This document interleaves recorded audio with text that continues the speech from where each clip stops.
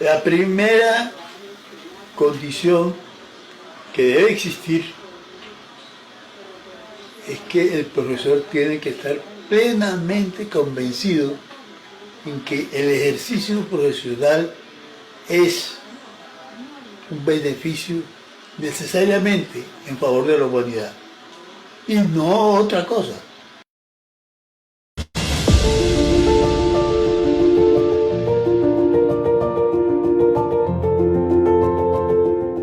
En la Universidad del Tolima garantizamos educación a toda la población sin distinción alguna, porque sabemos que la única forma de mitigar las brechas de desigualdad es a partir de la educación. Por eso, cruzamos las fronteras de una región a otra con capacidades únicas de formación. Las sonrisas, la ilusión y el deseo de superación de nuestros estudiantes son nuestro motor de arranque. Así que estamos aquí y allá, para ti, para ustedes y para ellos, porque aunque somos tolimenses de honor, servimos a todo el país con devoción y honramos nuestra patria a lo largo y ancho del territorio nacional. Existimos para servir.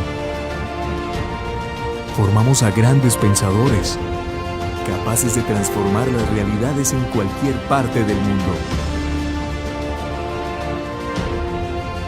Somos ciencia, arte, cultura y deporte. Somos la Universidad del Tolima.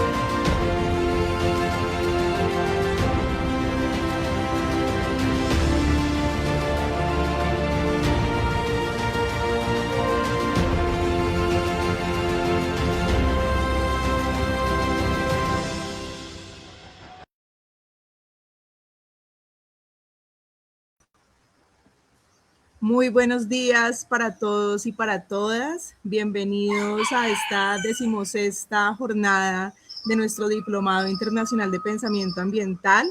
Los saludo desde la vereda La Cascada, en el departamento del Tolima, en la ciudad de Ibagué.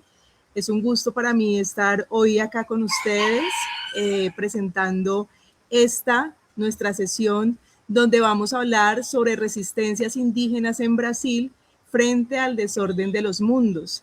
Tenemos un invitado muy especial el día de hoy, a quien vamos a escuchar, con quien vamos a compartir todos estos conocimientos que ha venido tejiendo a lo largo de toda su trayectoria académica y también del trabajo con las comunidades indígenas en Brasil.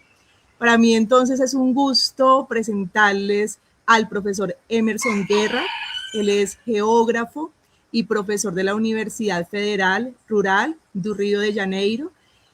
Coordina el grupo de investigación sobre geografías y pueblos indígenas, Geopovos. Entonces, su trabajo se ha enfocado en temas como organización política y seguridad alimentaria en pueblos indígenas. Un concepto muy interesante, desordenamiento territorial, que considero para nosotros es bien importante dentro de este diplomado podamos también acercarnos a estas nuevas miradas sobre lo que consideramos o lo que entendemos también por territorio.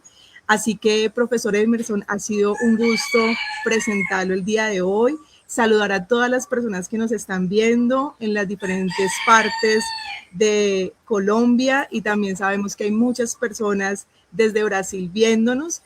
La sala es toda suya. Muchísimas gracias y muy buenos días. Muchas gracias, profesora Laura. E é um gosto estar aqui com vocês para poder compartilhar um pouquinho deste tema que é muito importante. Muchas gracias por la invitación. Saludo a toda la Universidad de Tolima, a los coordinadores de este importantísimo diplomado, ¿no? También un saludo muy especial al grupo REASUR, en especial al compañero profesor Celso Sánchez y toda su equipe, también a la Bárbara Pelacaña, que me ha hecho la invitación. Y entonces, vámonos, ¿no? Siempre un gusto dialogar con ustedes de Colombia, que considero como grandes hermanos en Latinoamérica. Tenemos mucho más cosas en común do que diferencias, y es un gusto muy, muy, muy, muy grande. Bueno, hablar de este tema, ¿no?, de la resistencia indígena en Brasil y ante la desorden de los mundos, trae algunos desafíos que espero cumplirlos aquí para que possam compreender un poco más de nuestra realidad.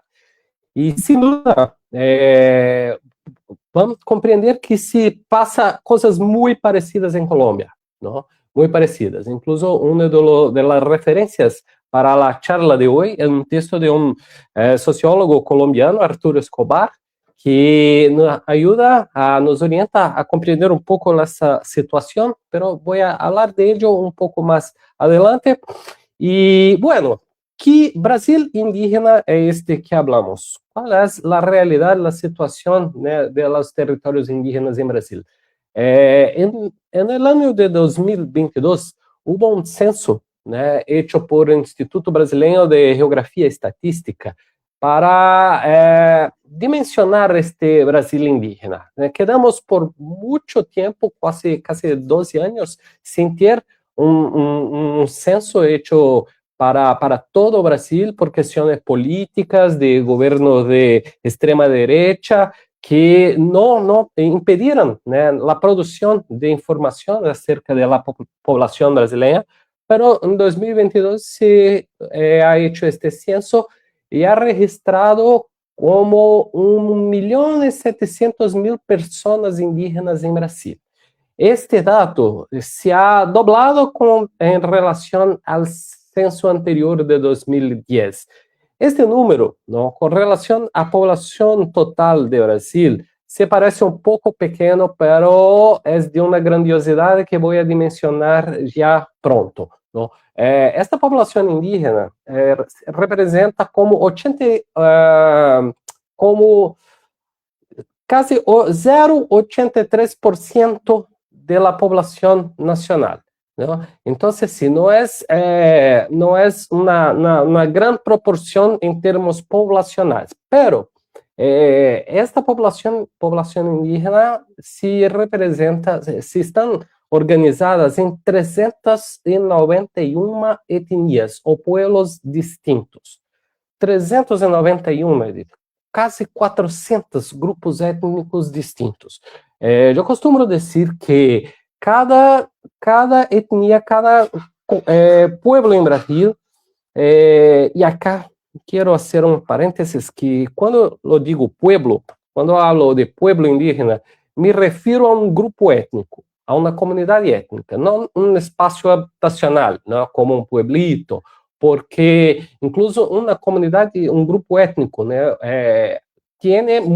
pode ter muitas comunidades e enquanto espaços de habitação distintos, entender como pueblitos, pero não. Quando eu digo, acá em Brasil decimos pueblos indígenas, é sim um grupo étnico específico. E acá temos 391 comunidades, grupos étnicos distintos, e costumo dizer que cada grupo étnico cada pueblo indígena representa um horizonte de humanidade próprio, distinto em todo o mundo.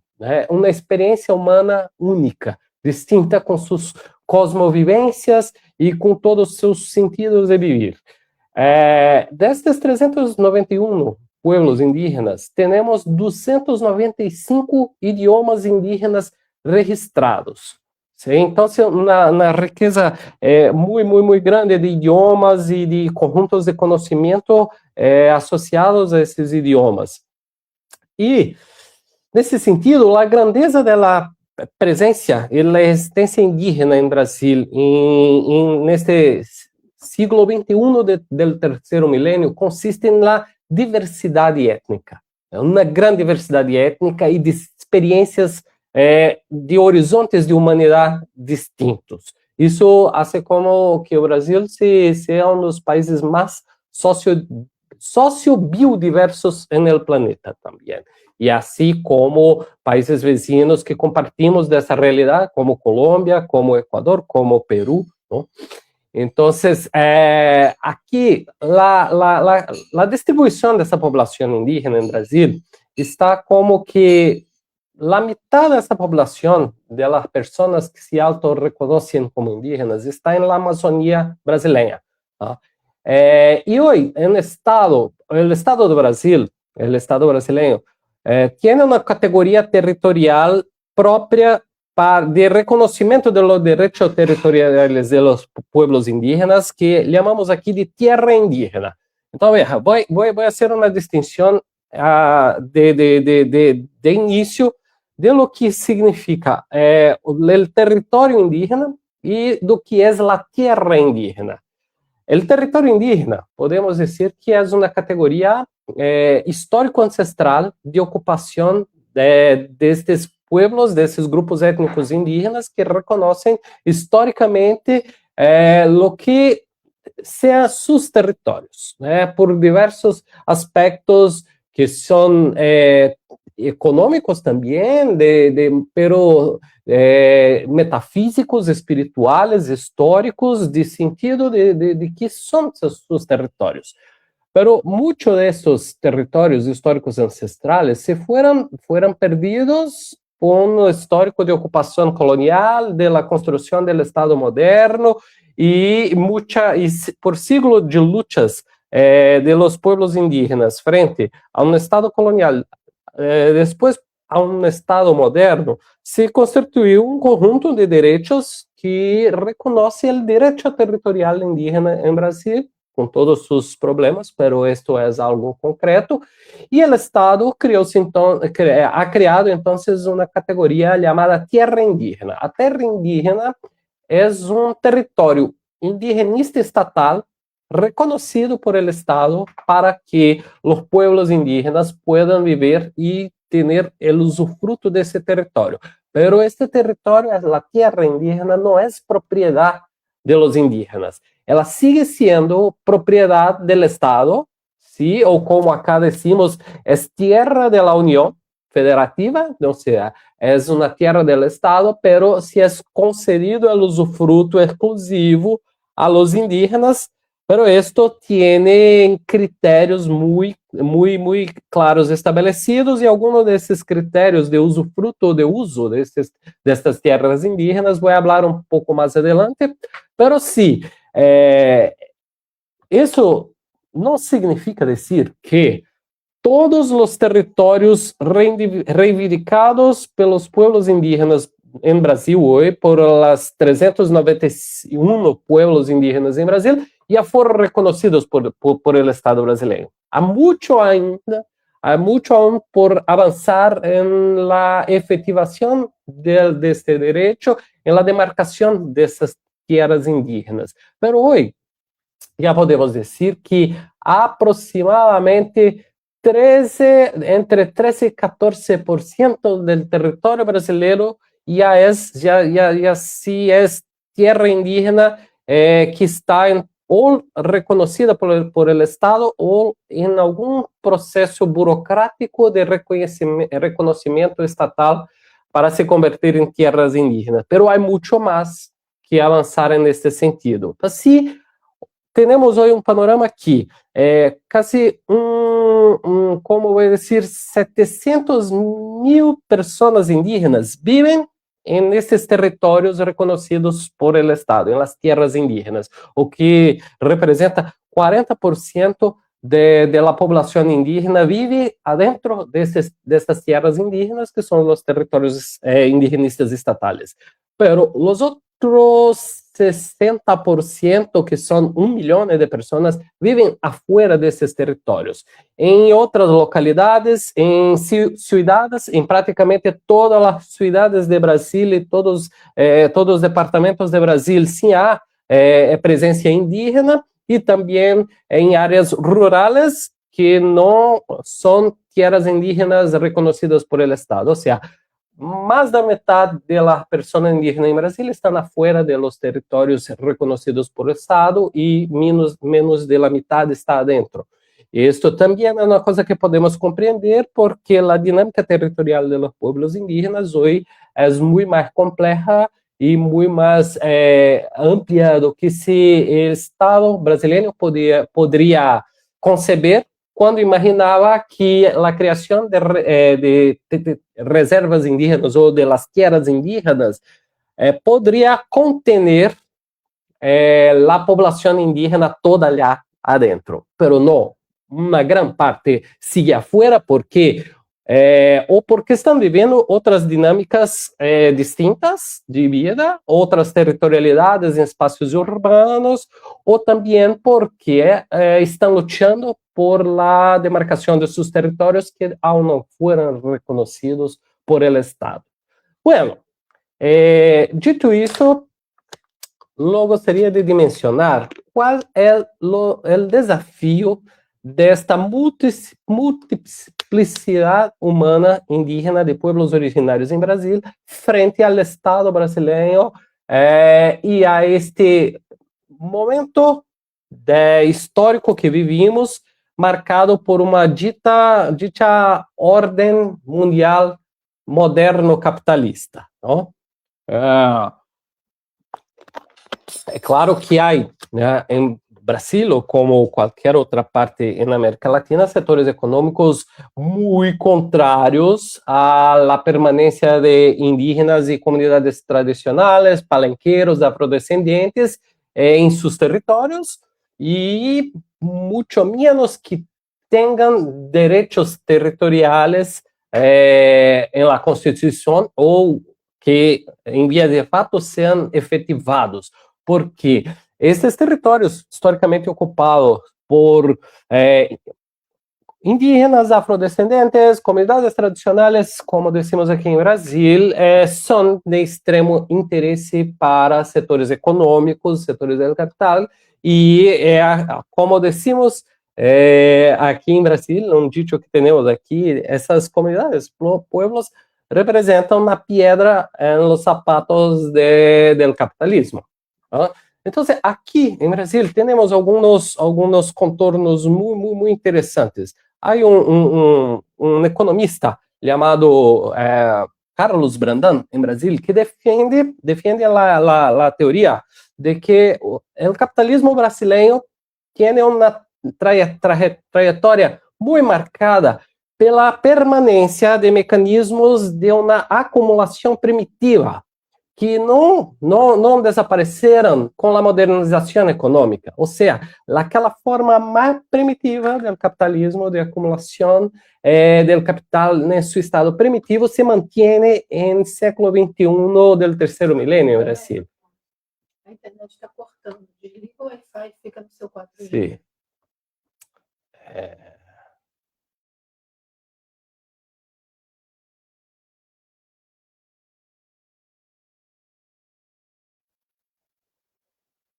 Volvemos, professora Laura? ¿Sí me escuchan? Claro que sí, sí, profesor Emerson, le estamos escuchando. Ah, bueno, porque eu tuve uma interrupção com a internet aqui, pero ya espero ter solucionado. Okay, nos estabas hablando de... Sí, exacto. Si quieres, sigue, de la que expansión. no creo que tuviéramos interrupción como tal de internet, no. Ah, bueno, então vou seguir. Então, lo que significa decir que aún tenemos una forma de acumulación primitiva del capitalismo en los territorios brasileños hoy, que si la expansión capitalista en Brasil depende continuamente de la incorporación de nuevos territorios y de lo que se ha acostumbrado a llamar de recursos naturales. Pero no me gusta esta expresión porque ela revela una mirada muy ocidental y desarrollista sobre el espacio. Entonces, para mí, la naturaleza no se resume, no se reduce a función de recurso. Pero se hace acostumbrado a llamar los recursos naturales. Creo que es necesario problematizar esa expresión. Entonces, a mí me gusta más llamar de naturaleza. Isso independe de mirarmos de la mirada en cuanto a un recurso o de una mirada utilitarista sobre la naturaleza. Pero sí, esta expansión capitalista siempre está continuamente dependiente de la incorporación de nuevos territorios y de la naturaleza que contiene a un circuito, a un hecho de valorización del capital. Entonces, ese desarrollo econômico brasileiro é profundamente desigual, produzindo concentração de riqueza, de renda e de propriedade da terra. Nesse sentido, o Estado moderno ele representa um papel decisório na viabilização da expansão do capital por meio de política pública, legislação, de infraestrutura e incentivos econômicos. Agora, há uma coisa que temos que pontuar, que é que o Plano de Desenvolvimento brasileiro, ele combina, mescla estas formas de modernização econômicas mais modernas com estas mais primárias, pero produzindo sempre uma relação de expoliação, de tomada de territórios e de produção de exclusão social. Há uma apropriação privada da terra e da natureza como elemento estruturante da reprodução do capitalismo contemporâneo. Então, essa dinâmica capitalista sempre promove a mercância de elementos considerados como bienes comuns, como as terras, os bosques, a água, a biodiversidade, não? E assim, há sempre movimento de avanço de fronteiras econômicas que genera conflitos envolvendo distintos grupos sociais, em especial as populações tradicionais, os afrodescendentes, que em Colômbia ou em toda a Latinoamérica se chamam palenques, né, ou comunidades palenqueiras, acá chamamos quilombola. O sinônimo de palenque em Brasil é quilombo, e os quilombolas são, portanto, os palenqueiros. Então, aqui as comunidades de quilombo, os pueblos indígenas, comunidades tradicionais e também pequenas comunidades rurais são as mais enfrentam este avanço das fronteiras econômicas em búsqueda de elementos da natureza que são valorizados ao mercado global. E hoje temos aí uma ênfase tanto em tema del diplomado quanto o que vou dizer hoje do que se chama recursos minerais, não? Os minérios que são interesses tanto da indústria de base, como minério de ferro e tudo mais, também outros minérios que hoje importam muito a la transição energética, como nióbio, as terras raras, não? Então, é importante dizer que há uma búsqueda e muitos conflitos territoriais que se desenvolvem em torno da questão da mineria. Então, hoje temos grandes projetos de infraestrutura, de mineria, de agronegócio, de produção energética, que são como dizer, os mecanismos de desenvolvimento capitalista nesta lógica concentradora e produtora de desigualdades. Então, o capitalismo brasileiro é profundamente marcado por ter o território como espaço estratégico de acumulação onde se articulam interesses econômicos, políticos e institucionais. Para lo que traz uma situação de conflitividade é que, mira, se a maior parte dos territórios indígenas em Brasil está na Amazônia brasileira. A maior parte da população indígena hoje está na Amazônia brasileira. E a maior parte de los minérios que são hoje o centro da explotação mineral em Brasil também está na Amazônia.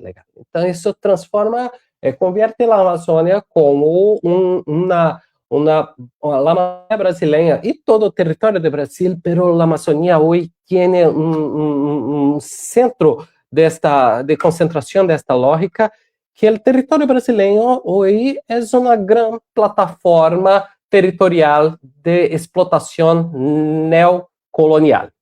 Esta es la verdad. La idea de un Estado moderno, de un país con identidad nacional, con su cultura, eso todo es una gran alegoría para camuflar, para disfrazar o fato de que há mais de 500 anos, há mais de 5 siglos, seguimos sendo uma grande plataforma territorial de explotação neocolonial. E a Amazônia hoje é o epicentro desta lógica, ¿no? Porque na Amazônia se tem muito minério de ferro, nióbio, ouro, y todos estos minérios, y ahí estoy hablando solo de la explotación mineral, pero tenemos otras cuestiones otras cuestiones también que son muy graves, como la expansión del agronegocio, la destrucción de la floresta, de los bosques para creación de gado, la actividad ganadera. Entonces, pero en la cuestión de los minérios, hoy tenemos centros de explotación mineral que funcionan, se desarrollan de varias formas. Que hay intención o el intento de la explotación mineral por las vías legales, o sea, las compañías internacionales de explotación de minerio intentan con proyectos, assim decir, por las vías legales, establecer formas de explotación mineral. Pero cuando se esgotan, cuando se llega al límite de las posibilidades legales, se vienen las formas ilegales y clandestinas de explotación mineral. Então, por ejemplo, hoy, la explotación de oro en la Amazonía, una gran parte, por supuesto, la más significativa parte se ocorre de forma criminosa e ilegal.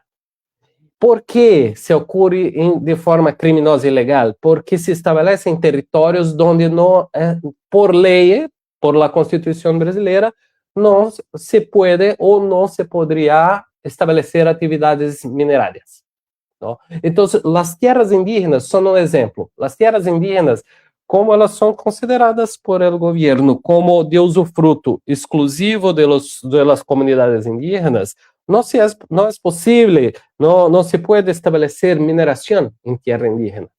Não se pode estabelecer grandes empreendimentos de ganaderia, de criação de gado, ou de agronegócio, de produção de soja, de outros cultivares de monocultura. Então, as terras indígenas deveriam estar protegidas deste tipo de atividade, não se pode. Tampouco os indígenas lo podem, porque uma das características que eu ia dizer sobre estes contornos estatais que definem a terra indígena enquanto território indigenista estatal consentida para o usufruto dos indígenas, é que os indígenas só podem manejar lo que está del solo de la tierra arriba. Lo que está del suelo abajo no se puede, o sea, los minérios. Entonces, todos los elementos minerales que están abajo del suelo de la tierra son competencia del Estado. Los indígenas no pueden tocar, solo lo que está de la tierra arriba. Entonces, los indígenas tampoco pueden. Ahora, si miramos a un mapa de las tierras indígenas en la Amazonía brasileira y de otras unidades de conservación de la naturaleza, como parques nacionales, o sea, reservas extractivistas, y sobrepomos, vamos a poner arriba de un mapa de los recursos dichos, recursos geológicos o minerales de Brasil, un mapa geológico de Brasil, vamos ver que muchos de minérios de interesse del capital están abajo de territórios indígenas, terras indígenas e de unidades de conservação da natureza. E isto genera uma situação conflituosa com o aparato institucional que se foi desarrollado para proteger estes territórios. Então, se não, como os setores econômicos mineiros vão a actuar nesse sentido? Por duas frentes. Uma, se infiltrando, adentrando no campo político brasileiro, corrompendo o campo político brasileiro por el Congresso brasileiro, através de um setor dentro um conjunto parlamentar em Brasil que se chama, dentro do Congresso, que se chama centro do Congresso, do Parlamento brasileiro.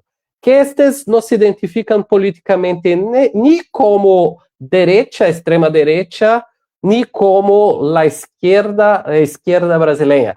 Eles se auto-intitulam de centro. E estes, como vou dizer, eles vão fazer seus votos em projetos projetos de lei, de cambios da Constituição, de emendas constitucionais, por quem los paga mais. Ou seja, se uma empresa chega e paga a estes políticos dentro do Congresso, eles vão a votar a los interesses desta empresa, desses grupos econômicos.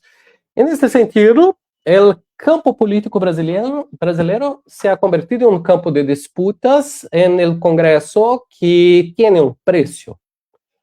Então, há uma infinidade de projetos de lei, de emendas constitucionais que buscam cambiar o que está escrito em la Constituição do Estado brasileiro para que permita se hacer a mineria em terras indígenas e unidades de conservação da natureza, que se pueda abrir esses territórios, atividades econômicas de generação de energia, de mineria, del agronegócio, pero los indígenas são a força de resistência a todo este movimento, que é muito grave, muito sério.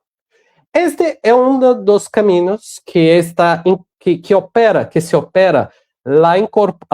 o intento ou a efetiva incorporação destes territórios ao circuito capitalista em Brasil, pero há outro que é completamente ilegal, que independe do reconhecimento legal do Estado, ou seja, grupos criminosos invadem o território e começam a búsqueda a explotar ouro, a explotar outros recursos, outros minérios, pero a questão do ouro é a mais emblemática, pois temos em Brasil problemas seríssimos, gravíssimos, como no território Yanomami, que está na fronteira de Brasil com Venezuela, no estado de Roraima, no departamento de Roraima, ou em outra parte da Amazônia, como o território do povo Munduruku, no departamento de Pará, do povo Caiapó, ou aún lá tríplice fronteira de Brasil, Colômbia e Peru, não? Onde temos Tabatinga e Letícia, as cidades ali cerca nessa região, temos um grande território indígena de pueblos aislados, né, que aún não tem contato com a sociedade ocidental, pero tem um território reconhecido por el Estado para que puedan vivir em teoria protegidos, pero é um espaço, esse território, né, rio de la cuenca del rio Javari, né, onde estão as comunidades aisladas, se é um grande espaço também de mineria e sofre por invasões e por muitas ocorrências de crime. Em território Yanomami, para ter uma ideia, a coisa é tão crítica que ha llegado a um estado de ter a população indígena Yanomami em Brasil como 25 mil indígenas. Ha llegado a um ponto em território Yanomami ter 20 mil invasores del garimpo de mineria de ouro, quase que equivalente à população indígena de invasores. E levando problemas como de violência, Ahí no me voy a detallar todo o problema, todo que genera, porque é terrível a presença desses garimpeiros. E como que operam esses garimpeiros? Esses mineradores de ouro em territórios indígenas fazem parte, não são pessoas aisladas ou pessoas de comunidades rurais pequenas que vão lá tentar a sorte de encontrar um grama de ouro. Não.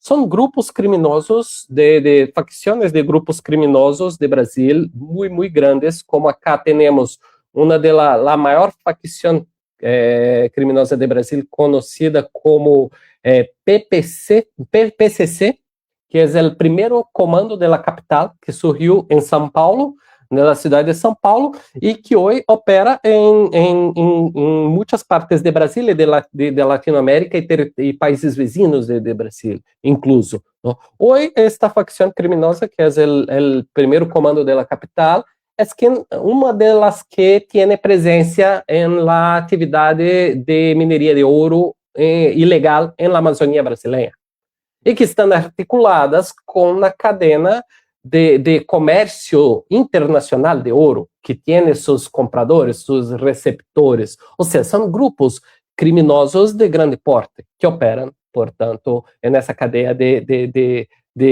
então, essa situação é tremendamente conflituosa e desafiadora para o Estado. Incluso aqui temos, queria pontuar um diálogo jurídico que se ha estabelecido entre Brasil e Colômbia, que Brasil, o Supremo Tribunal Federal de Brasil se inspirou e ha adoptado um conceito constitucional de Colômbia, da Suprema Corte Constitucional de Colômbia, que é o conceito de estado de coisas inconstitucionais.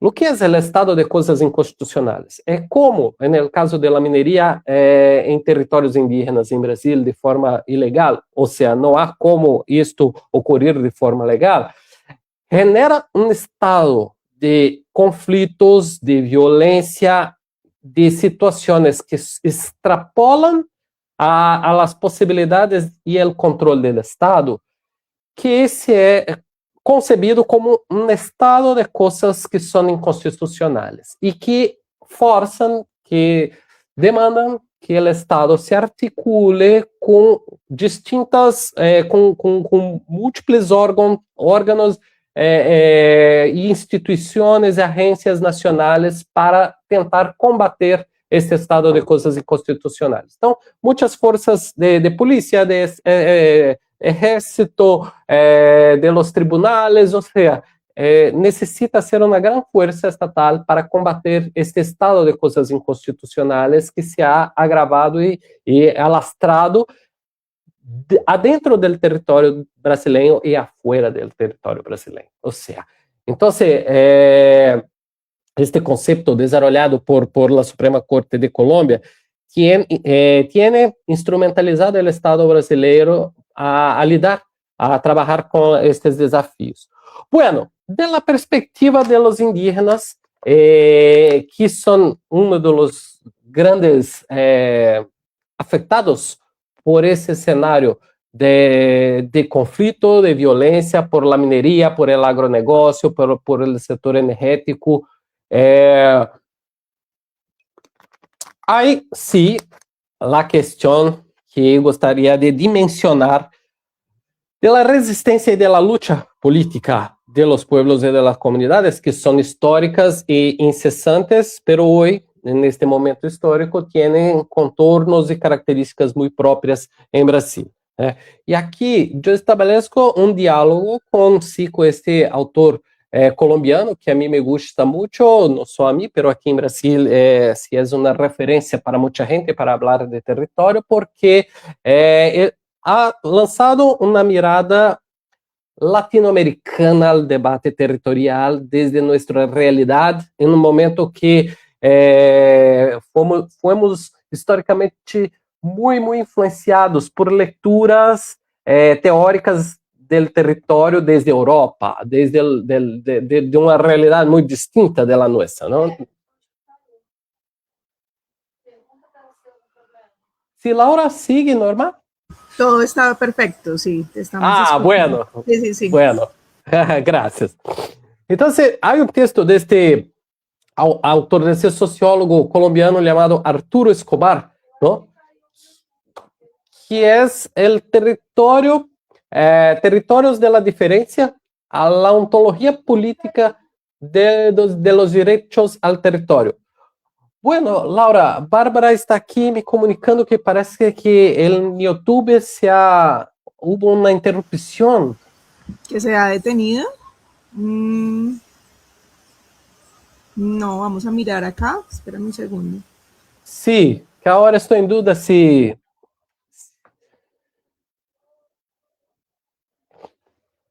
Por favor, en el chat nos pueden confirmar si nos escuchan.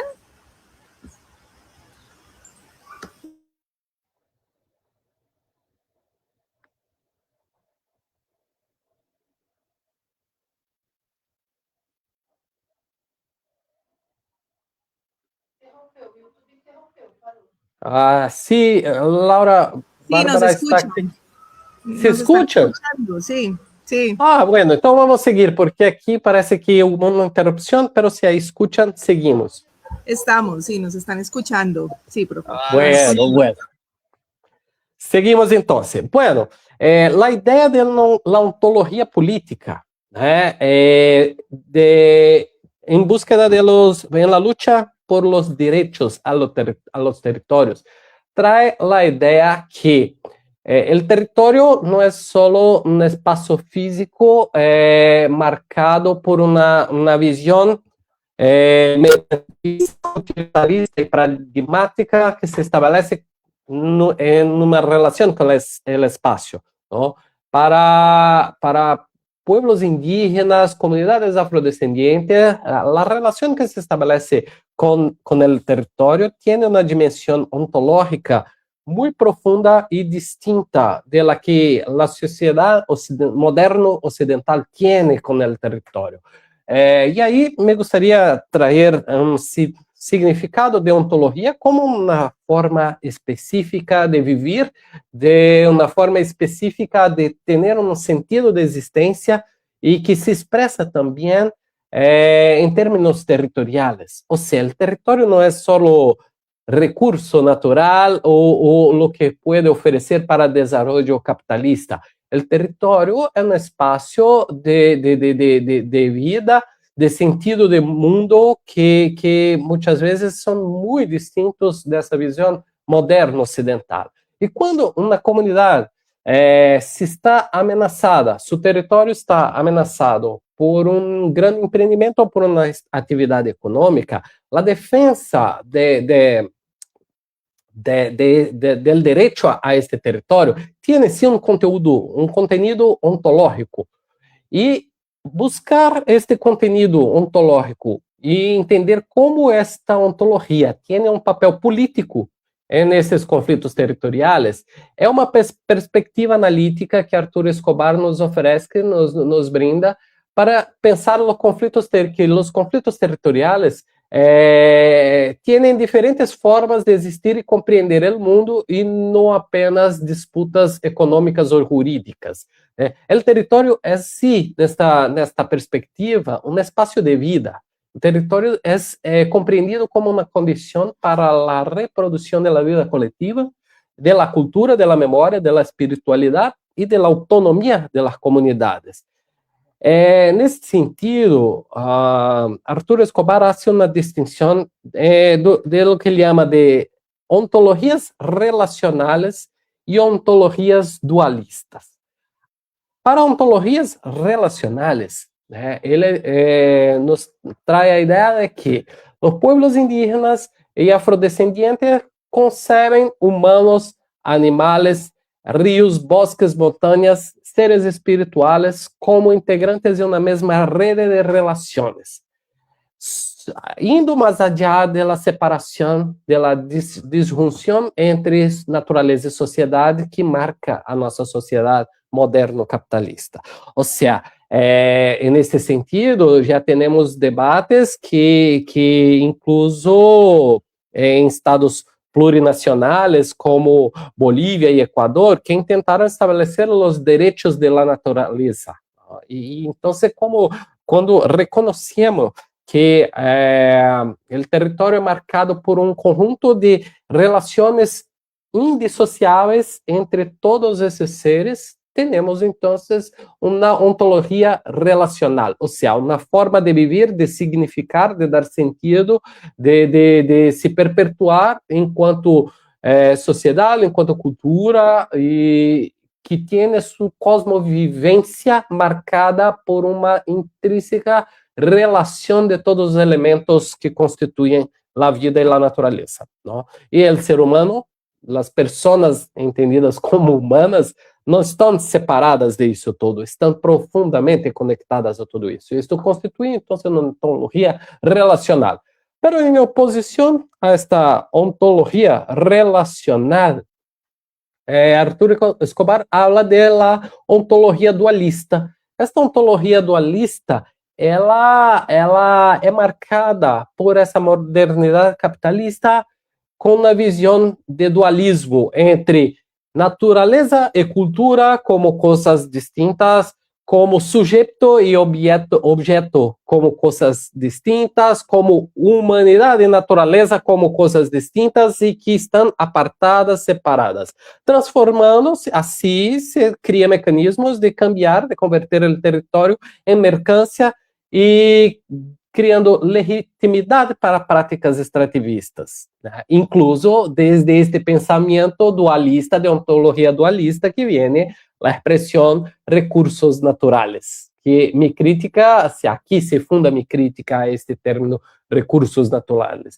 Então, desde esta visão dualista e de esta ontologia dualista, quando se territorializa em busca de incorporar espaços aos circuitos, os circuitos mercantiles do capitalismo, temos esse quadro de violência e desterritorialização com a expansão da mineração, da mineria, do agronegócio e grandes outros projetos econômicos que forçam, generam desplazamento forçados, a destruição da natureza, a destruição ambiental e a ruptura de modos tradicionais de vida.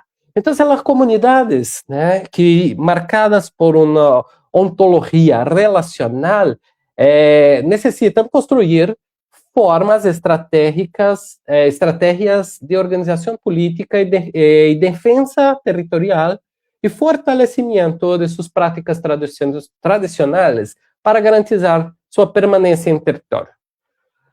Uma questão muito interessante é que, nessa perspectiva da ontologia política, né, para a búsqueda dos direitos territoriais, podemos ter uma outra mirada sobre o mundo, e aqui também Arturo Escobar defende a ideia de que vivimos não em um universo, e sim um pluriverso, né, que temos que substituir, cambiar a ideia de um único modelo civilizatório por la coexistência de muitos, de diversos mundos, reconhecendo que há diferentes formas de produzir conhecimento, diferentes formas de estabelecer relações econômicas e com a natureza.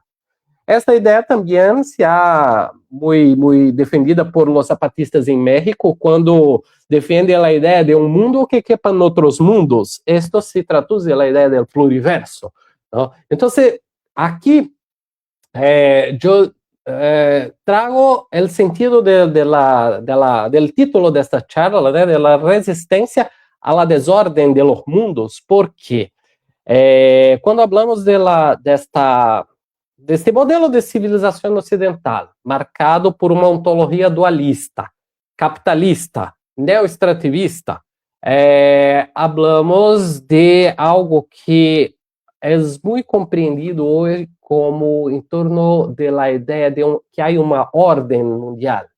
E esta ordem mundial se articula sobre elementos da modernidade, da categoria social estatal de los estados modernos, de las atividades de desarrollo, de la manutención y de la ampliación del capitalismo, de los mercados, del desarrollo de nuevos productos, de nuevas tecnologías. Hay una orden mundial que articula y que se impone en todos los espacios del mundo.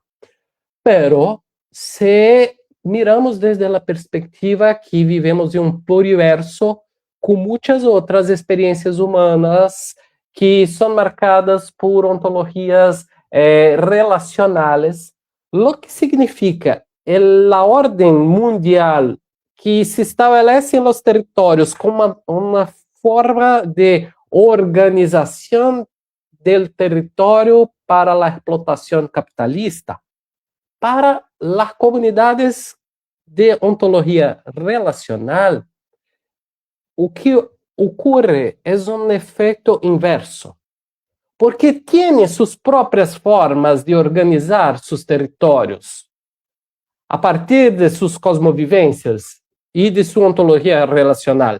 Pero quando chega esta ordem moderno-colonial, capitalista não relacional, né, disjuntiva, vai ocorrer que o processo de ordenamento do território capitalista estatal vai generar um desordenamento do território das comunidades de pueblos indígenas, comunidades afrodescendentes. Lo que essas comunidades, lo que esses pueblos vivenciam é uma ruptura de las suas ordens territoriais, ou seja, um processo de desordenamento de seus territórios. Violento, conflictivo. Então, é uma verdadeira desordem de los mundos. Uma grande. A ideia de um ordenamento territorial, lo que traz de forma complexa e paradigmática é que ele traz consigo a desordem de los outros mundos. E frente a esta desordem de los mundos, se emerge as lutas indígenas e a organização política indígena e de outras comunidades em Latinoamérica e em Brasil. Temos, então, algumas especificidades e contornos, não? Em Brasil, os pueblos indígenas já compreenderam que as frentes de luta e de resistência a todo este processo de desordem de los mundos e de violência territorial tem muitas escalas. Então, temos duas formas de compreender esse processo de conflito, de violência, de estabelecimento, de imposição de relações de poder e também de formas de respostas e formas de resistência.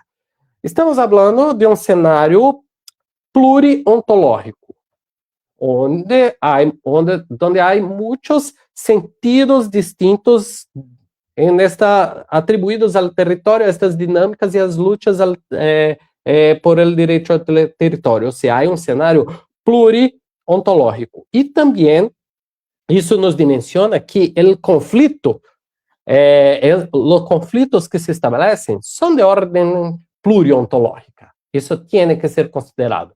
A outra é que esta situação de conflituosa, de violência, de inseguridade jurídica, também é multiescalar.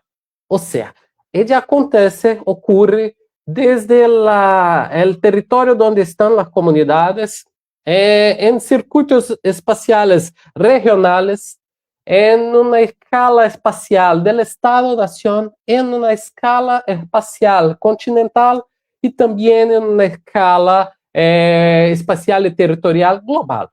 Ou seja, há uma multiscalaridade destes conflitos.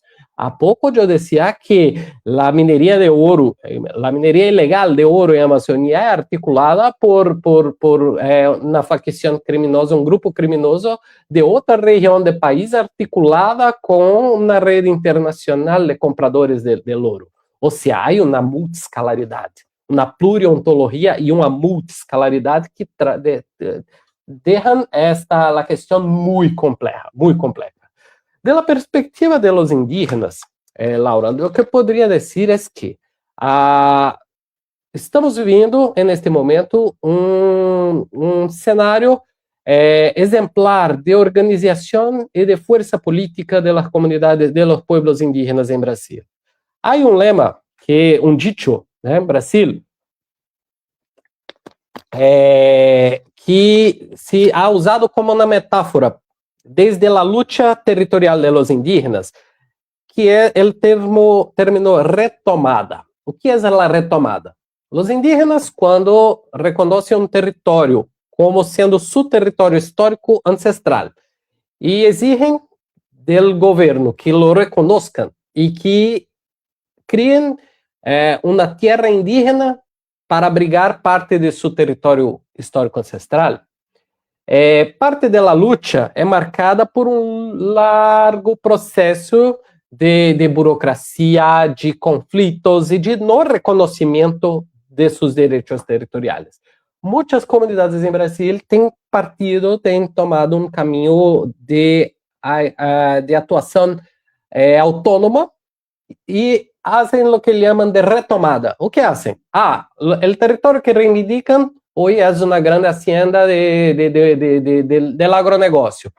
Eles não esperam que o Estado vá cumprir seu papel e vá dizer, olha, mira, agora este é o território dos indígenas. Não, os indígenas vão allá e ocupam a terra e para forçar a atenção com o Estado.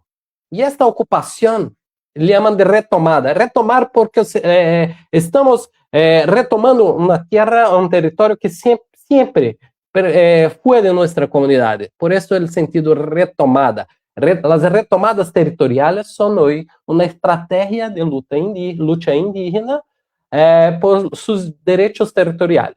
Pero o término retomada se ha convertido metaforicamente para todas as frentes de resistência indígena na sociedade brasileira. O movimento indígena usa o termo retomada indígena, por exemplo, para falar da ocupação no sistema político brasileiro por indígenas. Então, nesse sentido, os indígenas falam que hoje estão em processo de retomada do Brasil, estão retomando o Brasil e aldeando a política. O que é aldeando a política? Aldear, aqui, em Brasil se maneja muito o termo aldeia, que é um termo colonial, para definir o espaço de habitação de uma comunidade indígena. Ou seja, como em espanhol, na língua espanhola, chamaríamos de um pueblito, aqui um pueblito indígena, aqui chamaríamos de uma aldeia indígena. Então, as aldeias, então, os indígenas estão, o que temos que fazer? Aldear a política. Temos que indianizar a política. Temos que ter nossa identidade em la política. E aqui eu trago uma referência que me gusta muito de um sociólogo latino-americano chamado Walter Mignolo, que ele fala da diferença entre políticas de identidade e de la identidade na política. A política de la identidade é uma política construída por homens blancos de las classes dominantes que historicamente se apropriaram da política e se põem no lugar de criar política aos outros, para outros grupos sociais. Pero isto não é suficiente, a política de identidade. Então, o que se defende, o que se mira em Latinoamérica é um processo de ascensão das identidades desses grupos no cenário político, assumindo cargos políticos, participando como protagonistas ativos do campo político em um país, não? E os exemplos claros que temos hoje em Latinoamérica foi o intento da estruturação de estados plurinacionais em Bolívia e Equador, são exemplos claros de ascensão da identidade em política. Em Brasil, temos este processo desenvolvendo com especificidades muito próprias, estamos muito distantes de lograr o reconhecimento de um estado plurinacional ou coisa do tipo, pero é urgente ter presença de grupos sociais que são muito afetados, historicamente injustiçados, no campo político do Congresso brasileiro. Então, em Brasil, sim, está em processo um movimento muito interessante de ascensão de pessoas indígenas ao sistema político brasileiro. Desde como prefeitos municipais, deputados, senadores, né? Então, assim, se há uma ascensão por la via eleitoral, muitos candidatos se elegendo a cargos políticos, candidatos indígenas se elegendo por la via eleitoral, e também no último governo mais progressista de Brasil, com o presidente Lula. O presidente Lula, nesse último governo, também ha apoiado esta ascensão das identidades de los sujeitos indígenas ao sistema político. Um fato muito importante e significativo, que se foi uma promessa de candidatura de Lula a este governo, é que iba a criar um ministério de los pueblos originários, de los pueblos indígenas em Brasil, um ministério dedicado a las questões indígenas em Brasil. E sim, lo cumpriu.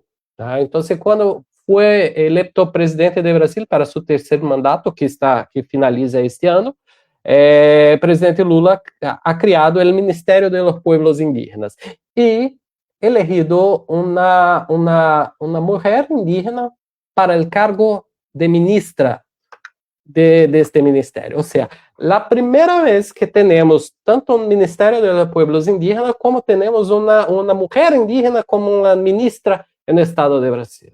Isso se foi muito significativo.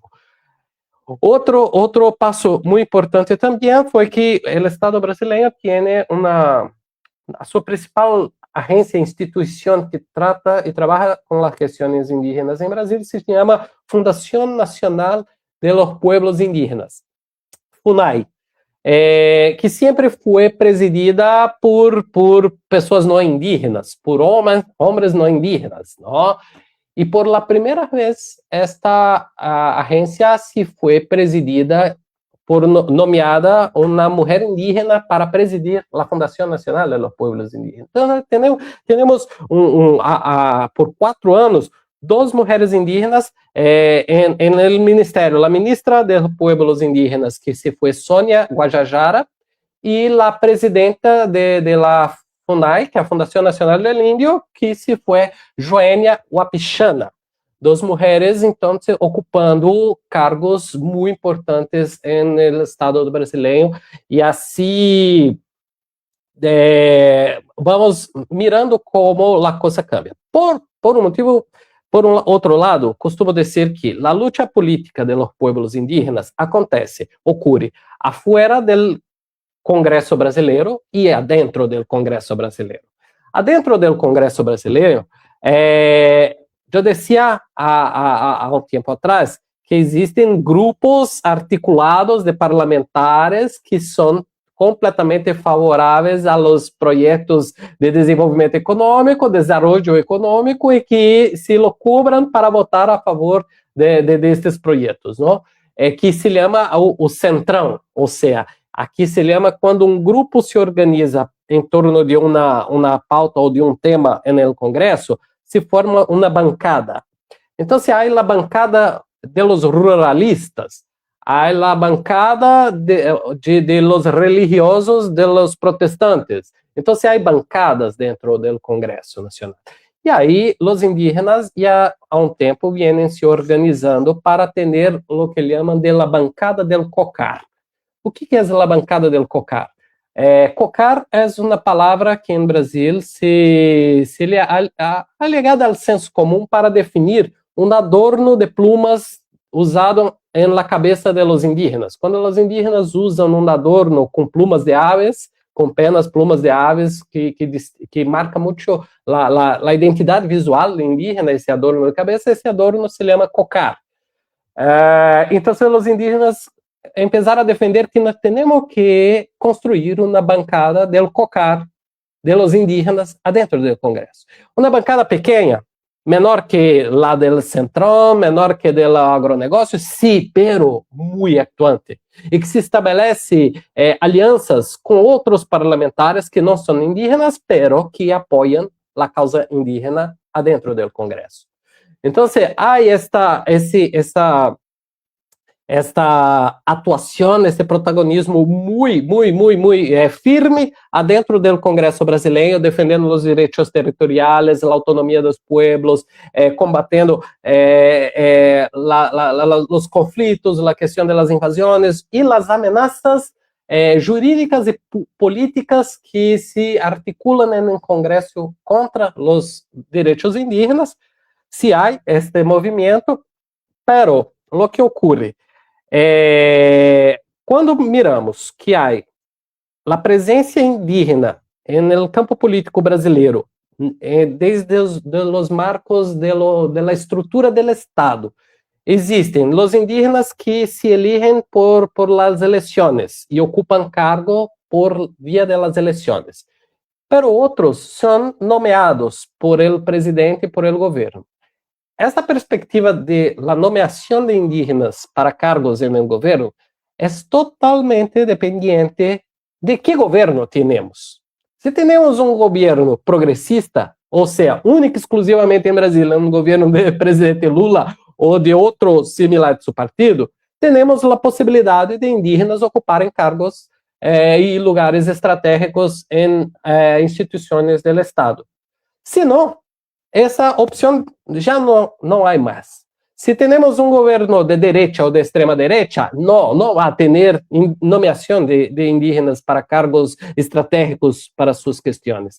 Mas sim, os indígenas seguem podendo se candidatar nas eleições, se elegirem, serem votados para ocupar cargos. Essa é a via mais consistente, mais sólida, que independe do governo que estão lá. O que vai ocorrer é que vão ter mais ou menos dificuldade de diálogo e de interatuação no Congresso. Pero o protagonismo político de indígena em Brasil, este movimento de retomada do Brasil, ele ocorre não só no marco do Estado brasileiro, das instituições estatais, mas sim afuera, porque há um largo histórico de articulação política, de mobilização política, de criação de associações indígenas e de muita luta política que se estabelece afuera das portas do Congresso Nacional. Dois dos principais exemplos desse movimento de resistência política de povos indígenas em Brasil, se é uma associação que é chamada APIB, que é a Associação dos Povos Indígenas de Brasil, que é uma associação que tem uma abrangência nacional, pero é importante pontuar que existem centenas ou milhares de associações políticas indígenas de pequenas comunidades, de grupos étnicos inteiros, regionais, de cuencas de rio, de uma região toda de Brasil. Existem muitas associações políticas indígenas, pero há uma de abrangência nacional, e esta é a APIB, Associação de los Pueblos Indígenas de Brasil. Então, esta associação nacional é a que estabelece um diálogo mais imediato com o governo. Por exemplo, em caso de indicação de pessoas para ocupação de cargos ou tudo. Esta associação, a APIB, promove há 20 anos no Brasil, há já 2 décadas, um encontro nacional, um evento na capital do Brasil, a cidade chamada Brasília, que é a nossa capital, um encontro chamado ATL. O que é ATL? É Acampamento Tierra Livre. O Acampamento Terra Livre é o maior encontro de pueblos indígenas em Brasil e chega a juntar como 15.000, 18.000 indígenas de todo o Brasil na capital do país, para debater muitos temas de todas as questões que importam ou que interessam às comunidades indígenas. Se quedam como uma semana por algunos días en la capital de Brasil, tomada por lideranças representantes indígenas de todas as regiões do Brasil, de quase todos os grupos desses 391 grupos étnicos, muitos, a maioria está representada neste evento, e sim, é um espaço de muita visibilidade. Neste encontro Terra Livre, do acampamento Terra Livre que ocorre todos os anos em Brasília, quase que todos os dias há uma marcha que sai, que vai adelante do Congresso, reivindicar alguma coisa e buscar visibilidade, ou seja, estão demarcando seu território, suas territorialidades e a ontologia política de suas lutas em las puertas do Congresso Nacional. Ou seja, os indígenas hoje estão mobilizados politicamente, lutando adentro e afuera do Congresso. Pero estão tomando todos os espaços, ocupando todos os espaços. E não só os espaços políticos estrito senso, a dizer, né, do Congresso Brasileiro, das prefeituras ou das câmaras de vereadores e senadores, mas também todos os outros espaços na sociedade, como as universidades, né? Este ano se ha criado por la primeira vez em Brasil a primeira universidade indígena do país. Já temos a ascensão, a formatura de muitos indígenas a título de mestres e doutores em muitos campos de conhecimento em Brasil, um campo de intelectuais indígenas, pesquisadores indígenas, pero agora se foi criada a primeira universidade indígena, completamente indígena do Brasil, onde os indígenas não são só os estudantes, são os maestros, são os gestores, são os planeadores da universidade, né? E assim em todos os outros campos culturais, musicais, artísticos, literários, temos muitas escritoras indígenas, escritores indígenas em Brasil, trazendo ao conhecimento da sociedade todo esse contenido ontológico que é multidimensional, incluso político, para compreender este pluriverso e esta pluralidade de mundos. ¿No? Entonces es un momento muy interesante que la resistencia indígena se desarrolla por varios campos. Pero hoy me concentré, me he concentrado aquí en la cuestión política, la cuestión de los conflictos territoriales, para traer un poco la explicación de cómo los indígenas hoy luchan frente a la desorden de los mundos, pero hay uma multidimensionalidade, uma pluralidade de formas de resistência indígena no Brasil, que é um campo muito fértil e muito amplo para compreender-se, para mirar. Bueno, creo que já falei muito por hoje, não o suficiente para esgotar ou para dar conta deste desafio de falar sobre esses temas, mas me gostaria também de escuchar as questões que as pessoas possam ter, poder ter algum tempo para debate, para uma charla, para uma conversa, e vou encerrar por aqui. Perdão, por favor, perdão por me portunhol, se alguma coisa não compreenderam bem, podem perguntar e intento explicar melhor. Pero, vamos, así encierro aquí mi charla. Bueno, pues, profesor Emerson, muchas gracias por esta charla que creo y también por los comentarios que hemos tenido. Ha sido bastante clara e ilustrativa sobre todos estos desafíos territoriales que tienen las comunidades indígenas en el territorio debido pues a una problemática que es esta minería, ¿no? Que es claro para todos en Latinoamérica que las políticas extractivistas lo que hacen es no solamente pues dañar nuestros suelos, nuestra naturaleza, sino también pues erosionan estos modos de vida, estos procesos culturales, y de allí pues esta invitación que usted nos hace de manera tan amable, que nos podamos pensar en este desorden de los mundos, porque efectivamente cuando se impone una sola mirada o una mirada lineal de lo que es el desarrollo, pues es cuando empezamos a entender que hay un desorden ontológico, en el sentido que no podemos ocupar estos lugares desde nuestras perspectivas y nuestras manifestaciones culturales. Yo creo que para todas las personas que nos están escuchando, quienes han interactuado con nosotros, ha sido muy valioso entender que esto no es un problema solamente de nuestros territorios más cercanos, sino que lo estamos viviendo en toda América Latina y en todo el mundo cuando se habla de políticas extractivistas. Tenemos varios comentarios y tenemos algunas preguntas. Yo quisiera destacar un comentario que nos hace Marta Blanco. Lamentamos profundamente una pérdida de un gobernador indígena, Julián Mauricio Gutiérrez Grajales, recientemente en nuestro país, uno de los líderes indígenas en el Cauca, que pues ha sido asesinado y que efectivamente para nosotros estas pérdidas son pues muy graves en el entendido que son quienes defienden los derechos de estas comunidades. Así que nos unimos, por supuesto, a este sentir.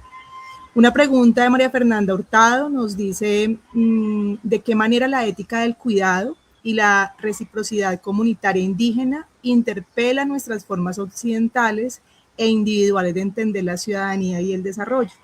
Creo que acá hay una preocupación por esas categorías de ciudadanía, de desarrollo, que sabemos que están además muy instaladas dentro de nuestros discursos, y ella se hace esta pregunta, ¿no? La ética del cuidado y esa reciprocidad comunitaria, ¿cómo interpela esas formas occidentales de entender la ciudadanía y el desarrollo? No sé, profe, si las voy leyendo o si vamos decantando una por una para poder empezar una conversación.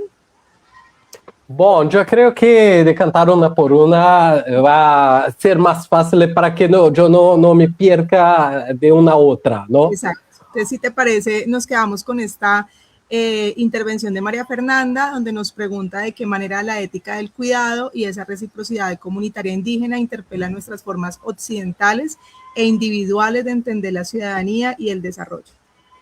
Bueno, esta questão é muito importante e creio que aponta para possibilidades concretas de futuro em la consciência de viver em um pluriverso, trazer mecanismos ou referências muito concretas de que podemos, é possível, incluso a nós, melhorarmos, sermos melhores enquanto sociedade, enquanto uma humanidade que está muito equivocada em seus caminhos históricos, pero temos outras referências de humanidades, de ontologias e de cosmovivências que são muito mais sustentáveis, equilibradas, menos, ou talvez nem injustas ou desiguais, não? Porque a grande questão, eu não tenho nenhuma dúvida de que estas perspectivas que a Maria Fernanda ha perguntado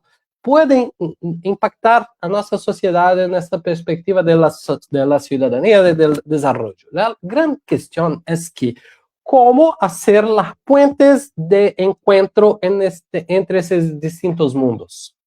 Porque herdamos uma premissa de um mundo que se impõe a los outros mundos, de um mundo que invisibiliza a los outros mundos, de um mundo que não reconhece a legitimidade de los outros mundos, de um mundo que está solamente disposto a apropriar-se do que os outros mundos têm e que se pode convertir-se em algum benefício, algum benefício ou lucro capitalista.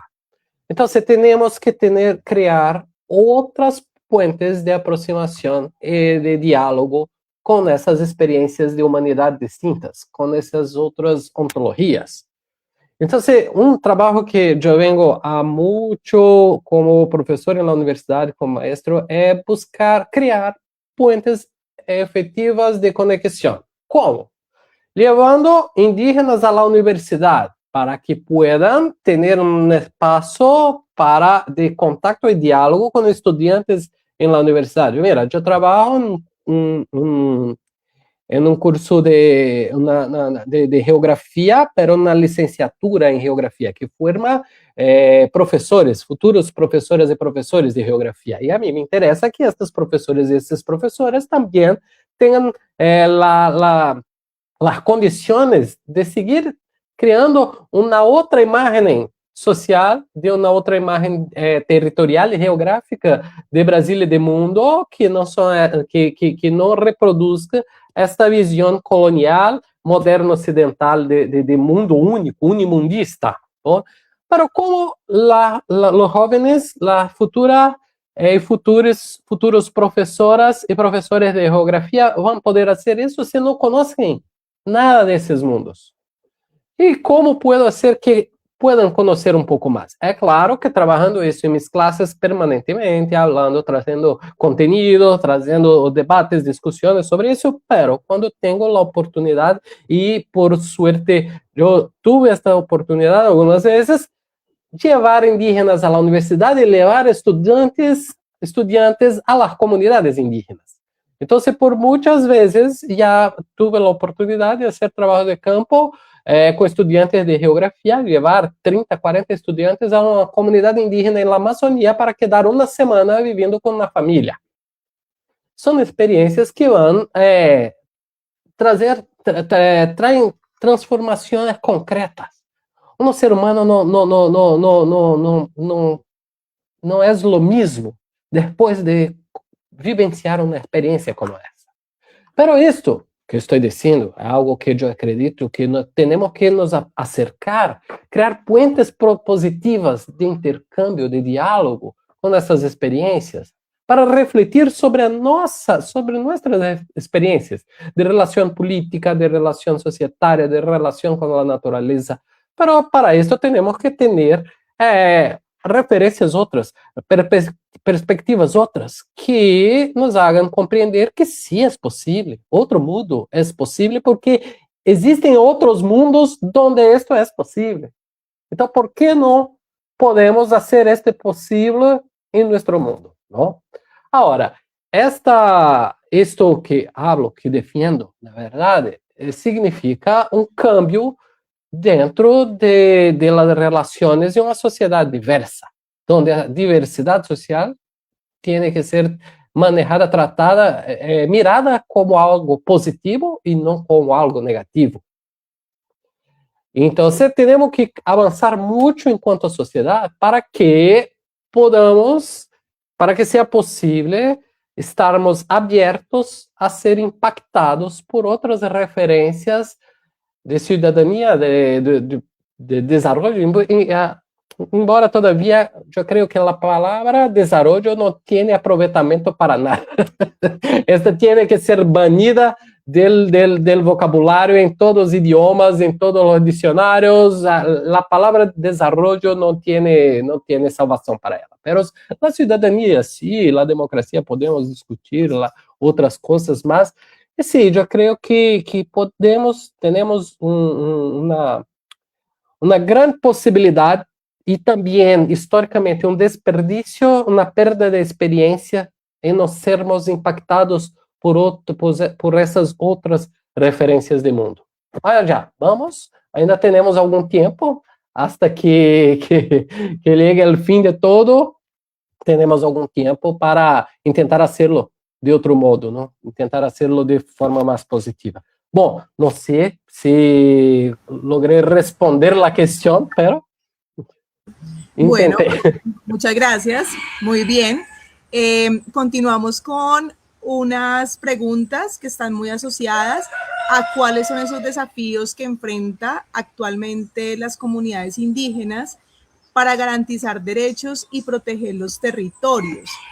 Y esta se une mucho a las leyes, las normas que protegen los ecosistemas, ¿no?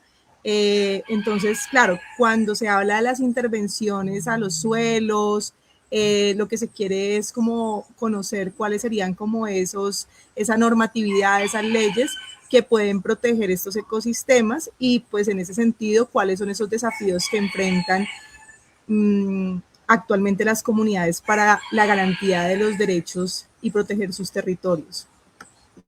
Bueno,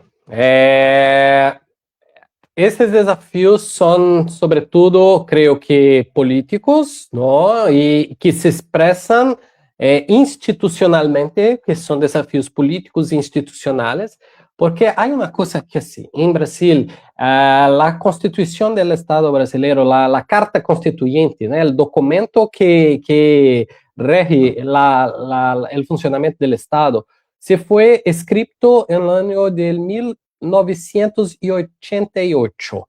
¿No? En 88 se escribió la actual constitución del Estado brasileño, 3 años después del fin del período de ditadura militar, cuando pasamos por un proceso que se quedó conocido como la redemocratización del país, se escribió la Constitución de 88.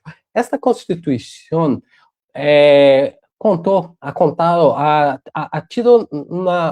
recibió la participación social y se quedó conocida como una constitución ciudadana. O sea, los indígenas participaron del proceso de elaboración de la Constitución y de los artículos que establecen los derechos indígenas en Brasil. O sea, la Constitución brasileña, en este sentido de lo que está escrito en el papel, es exemplar. Es muy buena la Constitución de Brasil. El gran problema es su aplicación, es su efectivación, es si cumplir lo que está escrito en el papel. Ese es el gran problema. Entonces, los grandes desafíos de las comunidades indígenas y otros grupos sociales en Brasil que tienen sus derechos oficialmente establecidos en la Constitución Federal es, en primer lugar, hacer con que lo que está escrito se lo haga concretizar, lo que está escrito. El segundo es que no cambien lo que está escrito, porque las fuerzas políticas hoy contrarias a los derechos, principalmente los derechos territoriales de pueblos indígenas, afrodescendentes y otras comunidades, lo que intentan a todo tiempo es cambiar lo que está en la Constitución. Entonces, es un doble desafío. El desafío de no permitir que lo cambien la Constitución, por otro, un desafío de hacer con que lo que está escrito en la Constitución se prevalezca, se concretice. Para tener una idea, la Constitución fue elaborada en 88. De aquí en 2 años vamos a tener 40 años de la Constitución. 40 años vamos a completar de esta Constitución. Cuando se ha elaborado, se ha escrito la Constitución de 88, se ha establecido el Estado brasileño, asumió un compromiso de reconocer el derecho territorial indígena y de marcar todas las tierras indígenas de Brasil en 5 años. Ya se va a completar 40. Este desafío está muy lejos de se concretizar. Esto es la prueba de que lo que está en papel es muy lindo, pero en la práctica no, la cosa ocurre de otra forma. Entonces, yo miro que los principales desafíos en este sentido es mantener y efectivar lo que está en la Constitución, en primer plano. Para que eso ocurra, ahí vienen los otros desafíos que yo he hablado aquí para ustedes, que es la organización y movilización política de los indígenas en Brasil en estado permanente. Y otro que es tener apoyo en una parte de la sociedad brasileña a estos temas. Porque si los indígenas están políticamente aislados en el escenario político brasileño, sin apoyo, sus lutas y sus conquistas van a ser muy más limitadas. Pero si tienen apoyo social de una parte de la sociedad, por lo menos de una parte de la sociedad que tenga más conocimiento, que tenga más conciencia de lo que se trata, de lo que está en juego, tener ese apoyo social es muy importante. Y para tener ese apoyo social cada vez más largo en la sociedad brasileña, tenemos que crear más puentes de aproximación, de contacto y de diálogo entre la sociedad y estas comunidades. Entonces, estos son los grandes desafíos. Porque, mira, tenemos, mirando la sociedad brasileña hoy, que estamos muy polarizados políticamente entre debates de un sector más progresista, más a izquierda, y de sectores más conservadores, más a la derecha o a la extrema derecha. Existem hay una parte de la sociedad que sí que apoya y defiende las cuestiones indígenas, los temas que envolven derechos indígenas, pero hay una parte significativa de la sociedad contra no solo los derechos indígenas, pero contra la existencia indígena de forma ampla y generalizada. Para una parte de la sociedad, creo que los indígenas ni deberían existir o ni reconoce que existen porque para ellos no son indígenas más, eso es una alegoría, pero ya no son más indígenas y es como voy a decir, un ataque a la identidad indígena para inviabilizar los derechos territoriales. O sea, si no son más indígenas, ¿para qué van a tener derecho? ¿Para qué van a tener territorio? Entonces esos ataques no son solo a los territorios indígenas, son a las identidades indígenas. Entonces hay una disputa de sectores de la sociedad que son a favor de los indígenas y sectores de la sociedad que son anti-indígenas, son contra los indígenas. Entonces creo que hoy los principales desafíos para los indígenas en Brasil es ocupar más espacios en el campo político y tener más apoyo en la sociedad. Son los principales.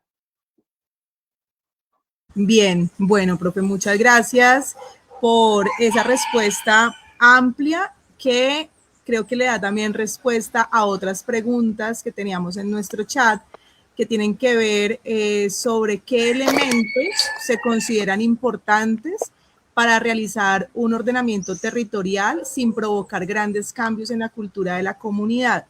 Es decir, acá ya entramos en el escenario más de las comunidades, cómo las comunidades se organizan, cómo se pueden dar estos ordenamientos sin provocar pues estos cambios en la cultura, que es un poco lo que nos estabas hablando, que no es tanto el tema de reconocimiento de los indígenas, sino también el reconocimiento de estas identidades, efectivamente, que esto pues trae una carga además de manifestaciones culturales, de modos de vida, que es lo que finalmente de cierta manera a otros sectores molesta, ¿no?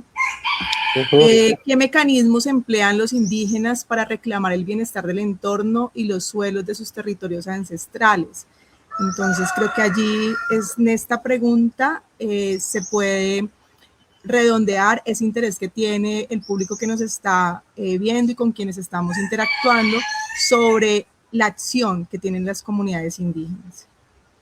Sí, bueno, esa es una excelente pregunta porque nos direcciona a acciones concretas, ¿no? Bueno, el Brasil es signatario, ha firmado, el Brasil ha firmado un tratado internacional, que no sé si conoce, creo que sí, que es la Convención 169, la Convención Internacional 169. Esta Convención 169, ella trata que cuando un país la firma, asume la responsabilidad de que cualquier empreendimiento, alguna acción o empreendimiento que va a afectar un territorio de una comunidad indígena, de una comunidad afrodescendiente, que a la comunidad tiene que ser consultada sobre lo que va a hacer. Si van a hacer una hidroeléctrica, una línea de transmisión de energía, una estrada, un centro de captación de energía eólica, cualquier cosa que sea, un emprendimiento de mineración que no está adentro de la tierra indígena del territorio, pero que aún sí puede impactar el territorio indígena. Entonces hay un montón de cosas que pueden traer impactos efectivos a las comunidades de los territorios indígenas. Esta convención 169 de la Organización Internacional del Trabajo, ¿no? De la OIT, esta convención dice que el Estado tiene que escuchar a los indígenas sobre eso. Escuchar a los indígenas tiene una primera premisa que es, bueno, si vamos a escucharlos, eles pueden decir que lo aceptan o que no lo aceptan. Y si lo aceptan, ¿cómo debe ocurrir esto? Si es posible, ¿cómo es posible? O sea, esta convención incorpora la participación social indígena y el protagonismo de los indígenas en las tomadas de decisiones acerca de emprendimientos y de acciones que impacten sus territorios. Bueno, si la convención existe, si el Brasil es signatario, ha firmado esta convención, lo que podríamos esperar? Que los indígenas fueran consultados sobre estas acciones que impactan sus territorios. Esto ocurre. No voy a decir que no ocurre, pero no ocurre como debería ser. Entonces, ocurre de forma equivocada o de forma, voy a decir una palabra, no sé si van a comprender, mal intencionada. Que não vão escutar a comunidade, vão cooptar alguno da comunidade e dizer que escutou a comunidade toda, mas não se ha escutado a comunidade, ha dialogado com um com o outro, ou vão arrendar uma reunião de consulta prévia de uma noite para outro dia de manhã, aí não vão comunicar os indígenas estão muito lejos, não conseguem chegar à reunião, aí vão dizer, arrendamos a consulta prévia, pero os indígenas não foram, não estão interessados. Então, há muitos mecanismos que esses grupos econômicos desenvolvem para burlar, para driblar a convenção ou para maquiar, falsear que estão cumprindo a convenção. Nesse sentido, o que muitos indígenas em Brasil têm hecho, eles têm se reunidos e decidido, olha, tienen que nos consultar. Ahora, si no saben cómo van a nos consultar, vamos redigir y desarrollar un protocolo de consulta prévia e fundamentada.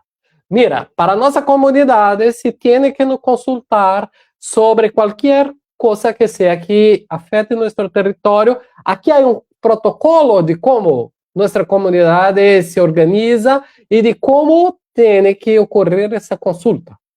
E hoje em Brasil, então, existem dezenas de comunidades que já criaram seus protocolos de consulta ou que estão criando seus protocolos de consulta. Há já uma larga experiência autogestionada e autônoma da constituição de protocolos de consulta prévia e fundamentada às comunidades. Pero, quando temos por um lado, temos esse esforço e esse trabalho político das comunidades, mira, ensinando a nós a como consultá-los.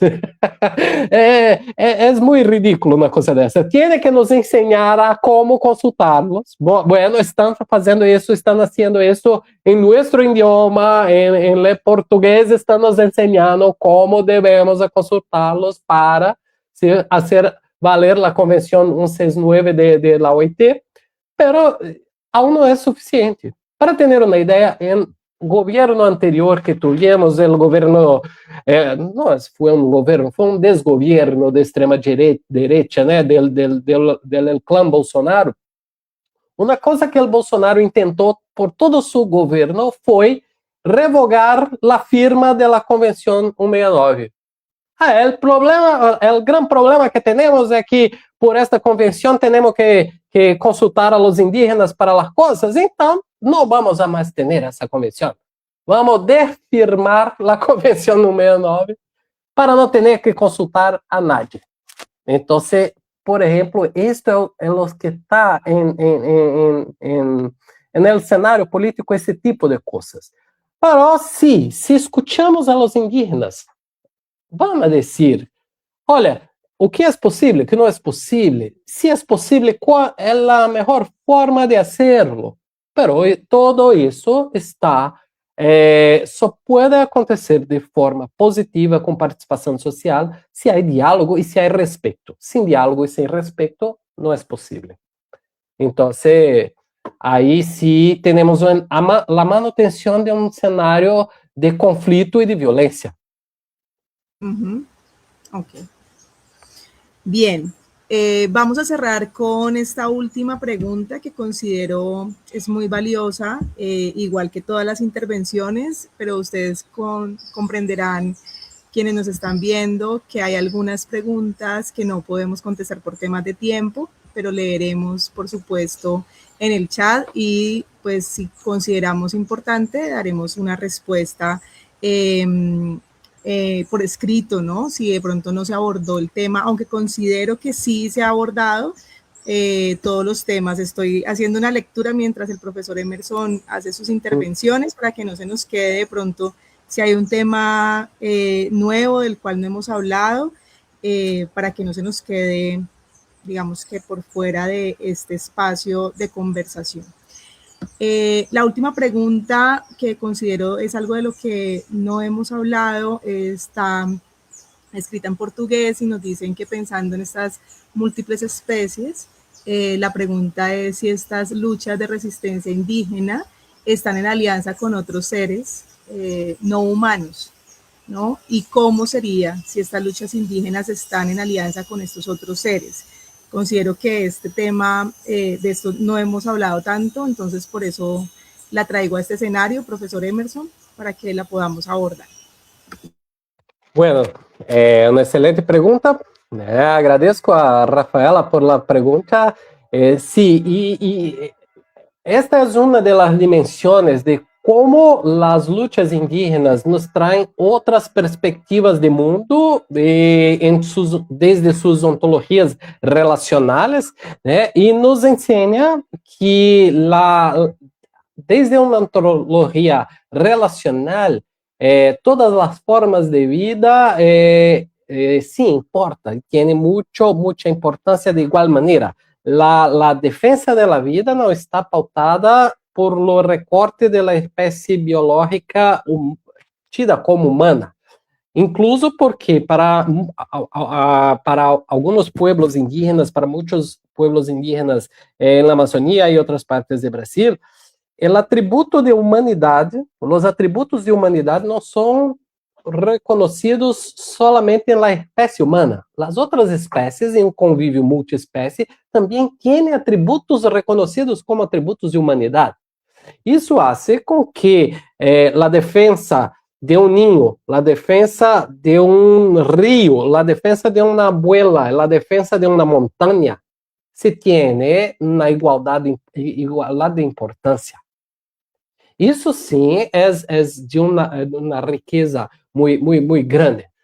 Então, por exemplo, temos um caso muito emblemático em Brasil, não é na Amazônia, é aqui na região sudeste de Brasil, onde estão as grandes cidades e capitais e a mais grande concentração populacional em Brasil. Há uma comunidade indígena, um pueblo chamado Krenak.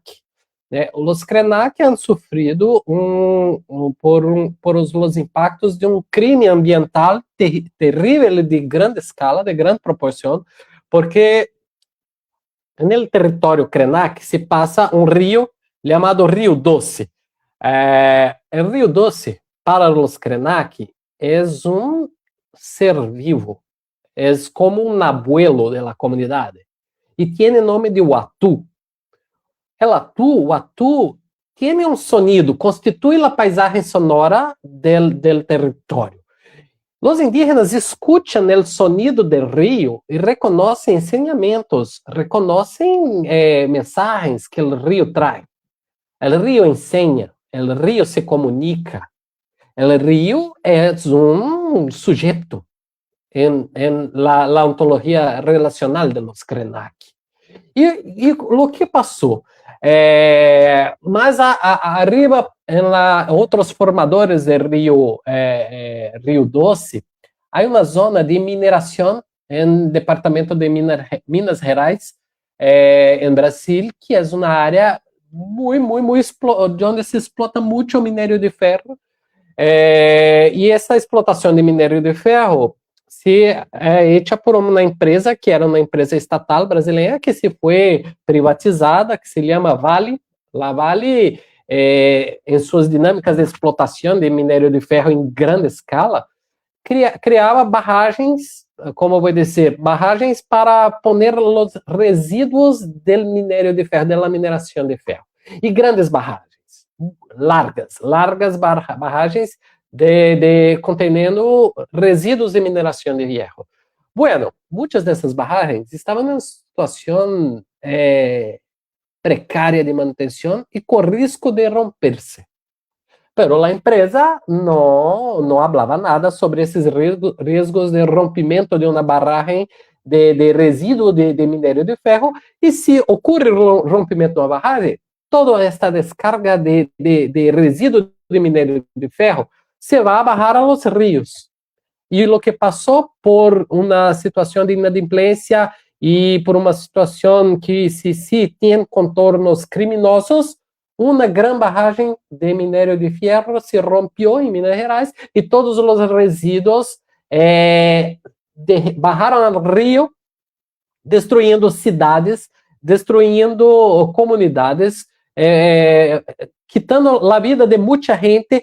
Esses minérios foram, esses rejeitos de minério, se foram cair no Rio Doce, que é o rio que passa por el território Krenak, e se lograram assassinar um rio inteiro. Os resíduos de minério, de mineração de ferro, chegaram ao mar, assassinaram muita gente e assassinaram o rio inteiro. Para os Krenak, isso foi eles não só perderam um rio que les fornecia água à comunidade, não só perderam um rio onde a comunidade ia a banhar-se, onde os ninhos banhavam-se, não só um rio onde, enfim, que tinha uma relação que compreendemos com uma relação de uso da água. Não é só isso. O rio é muito mais que isso. E aí a gente podia compreender a relação de los Krenak com o Rio Doce como uma relação multiespécie. Sim, é uma relação multiespécie. E uma espécie que se foi assassinada, um ancestro de um pueblo, um abuelo de um pueblo se foi assassinado. Isso é terrível. Hoje, os Krenak em Brasil, para consumir água, têm que receber água potável em caminhões. Tiene que llevar agua en camiones para los Krenak, porque se lo mataron su abuelo, que era o Atu, el río. Entonces, creo que podríamos aprender sobre esse cenário multiespécie, pensando nessa perspectiva multiespécie, com os indígenas, de formas muito positivas. Aún podemos aprender de forma positiva, pero hasta llegarmos a tener la sensibilidad, la percepción de un aprendizado de este cenário de forma mais positiva, las tragédias están ocurriendo y llevando a la muerte, a la extinción de muitas dessas espécies que compõem uma perspectiva de convivência multiespécie em uma ontologia relacional. Então, sim, eu creio que, mais uma vez, para que podamos aprender um pouco mais com essa experiência de uma convivência multiespécie na perspectiva de uma ontologia relacional, temos que estrechar e criar puentes de diálogo e de aproximação positivas e com a escuta mais sensível e disposto a cambiar nosso mundo a partir do contato com outros mundos. Bueno, Rafaela, não sei se logrei a responder-la como gostaria, pero como vivimos na mesma cidade, podemos combinar uma cervecita para dialogar um pouco mais sobre isso. Bien, bueno, profe Emerson, muchas gracias. Nos quedan entonces algunas intervenciones que considero podemos darle lectura de manera posterior en nuestro chat, una vez ya cerremos nuestra sesión del día de hoy, que por temas de tiempo pues no vamos a poder abordarlas todas en este espacio. De antemano pues agradecemos a quienes estuvieron acompañándonos y que de manera también muy atenta nos dejaron sus comentarios y sus preguntas. En relación a ellas hay una preocupación muy grande por cómo se hace esta defensa, por supuesto, de los derechos de las comunidades y de los territorios en muchas de estas intervenciones que están acá. Y hay también pues unas preguntas sobre cómo mantener estas comunidades indígenas, sus principios, cuando entran a hacer una participación política en estos escenarios donde efectivamente sabemos que pues hay procesos de corrupción que no son fáciles tampoco de abordar. Entonces creemos firmemente que esa es un desafío que tiene no solamente la comunidad indígena en Brasil, sino en toda América Latina, porque estos diálogos con los sectores mineros, con los megaproyectos, por supuesto, no serán fáciles. Como lo decía el profesor Emerson en su intervención, es una lástima decir, pero muchas veces hay precio por algunas decisiones que se toman en algunos de estos escenarios políticos. Por supuesto, agradecer, profesor, por todas las intervenciones que usted acaba de hacer, por todas esas invitaciones además que nos deja. Yo quiero hacer una intervención final donde considero importante, por ejemplo, en cuestión de esas otras especies. También en nuestro país, en Colombia, sabemos que nuestro río Magdalena es un sujeto de especial protección, además de reparación, porque según nuestra Jurisdicción Especial para la Paz es víctima del conflicto armado. Así que consideramos que esta perspectiva que pues acompaña estas luchas que hemos dado por muchos años, pues están hoy más vigentes que nunca. Y este diplomado de pensamiento ambiental nos permite reivindicarnos también desde allí. Entonces, hacer esta invitación a que continuemos en esta comunidad pensándonos en estas otras posibilidades, en estos otros mundos, en que no hay una perspectiva lineal, que debemos también entender que hay otras formas que antecedieron a esta forma hegemónica que se está imponiendo. Y como nos damos cuenta, yo creo que siendo también colombiana y llegué hace poco de hacer mi estancia en Río de Janeiro, considero que hay unas similitudes muy grandes porque somos América Latina. Y Sí. en ese somos América Latina, pues tenemos unas historias compartidas que nos permiten hacer algo que usted nos invita al final, y es cómo aprendemos, por ejemplo, de esto último que nos acaba de contar, cuando ya un ancestro, un río, es completamente desaparecido por la explotación minera, pues no hay vuelta atrás, no podemos hacer nada, solamente llevar agua en nuestros tanques. En muchos lugares de nuestro país estamos viendo una explotación minera desaforada que no es... nosotros tenemos también los dos mecanismos, el mecanismo de la corrupción y de las, digamos, empresas que cumplen los requisitos y que hacen, digamos, que toda la trazabilidad del proceso, pero también tenemos grupos pues criminales que están haciendo estas intervenciones, y consideramos importante que podamos ver la dimensión de la situación. Así que en términos de minería, hay mucho de lo que tenemos que conversar, continuar conversando, porque sí es un mecanismo de explotación que genera pues unos fenómenos sociales de una amplitud que creo que no estamos preparados para verlas, y considero que hay también que hacer una sensibilización, un retornar a esa relación con la naturaleza. Yo acá recuerdo mucho siempre a Patricia Noguera, a Augusto Ángel Maya, que nos habla de cómo nos reencantamos nuevamente con la naturaleza y cómo podemos ver el valor de tener nuestros ríos descontaminados, de poder estar en un entorno natural, de poder convivir con otras especies.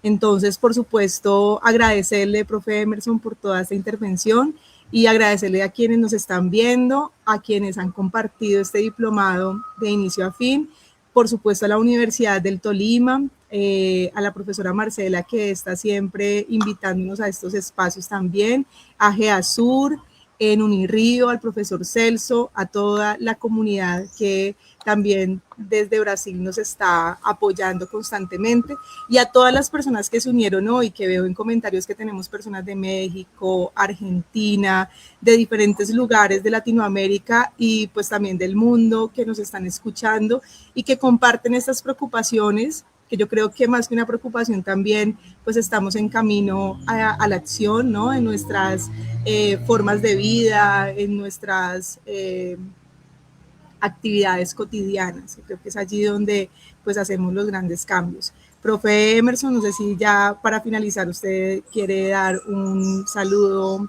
de cierre, entonces lo dejaría para hacerlo.